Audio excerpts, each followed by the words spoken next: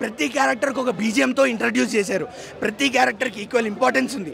ఏ క్యారెక్టర్ని అట్లా సడన్గా ఎండ్ చేయలేదు. అంత బాగుండింది. ఈవెన్ అమీర్ ఖాన్ గారిని సౌత్ ఇండియన్ ఇండస్ట్రీకి కూలీకి ఇచ్చిన హైప్, కూలీకి వచ్చిన పవర్ హౌస్ హైప్ ఉంది అక్కడ స్క్రీన్లలో.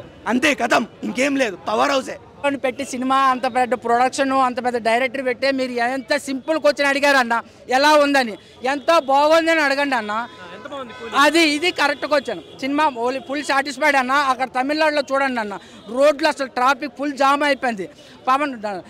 రజనీకాంత్ గారు ఒక డైలాగ్ చెప్పారన్న, నన్ను టచ్ చేస్తే పవన్ కళ్యాణ్ వస్తారు, చిరంజీవి వస్తారు, మహేష్ బాబు వస్తారు అంటారు. అందులో సేమ్ అనమాట సినిమా. ఆ డైలాగ్ ఎక్సలెంట్, చాలా బాగుంది. లాస్ట్లో అనుష్క కూడా వస్తుంది అన్నారు. అనుష్క కాదండి, శ్రీలీల అయితే బాగుంటుందేమో. చాలా బాగుంది సినిమా అయితే, ఎక్సలెంట్ అన్న.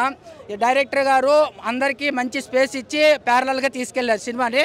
కొంచెం సైమన్ క్యారెక్టర్ అనే వ్యక్తి మంజుమల్ బాయ్స్లో ఉన్నారు కదా మెయిన్ రోల్, ఆయన కొంచెం ఏం పేరు శోభిన్. ఆ శోభిన్ కొంచెం ఎక్కువ క్యారెక్టర్ ఇచ్చారు.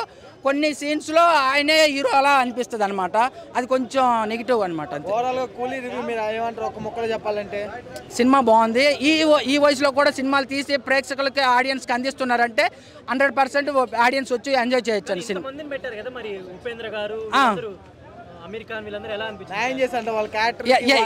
ఎవరి క్యారెక్టర్కి వాళ్ళు న్యాయం చేశారు. లాస్ట్లో అమీర్ ఖాన్ అయితే కొంచెం బూస్ బంప్స్ ఇచ్చారనమాట సీన్కి. కానీ ఆయన కాస్ట్యూమ్ బాగాలేదు, మొత్తం టాటూలు వేసుకొని టాటూ ఆర్టిస్ట్ లెక్క అన్ని టాటూలు ఉండకూడదు. ఆయన బాలీవుడ్ హీరో కాబట్టి ఆ రేంజ్ మెయింటైన్ చేయాలన్నమాట.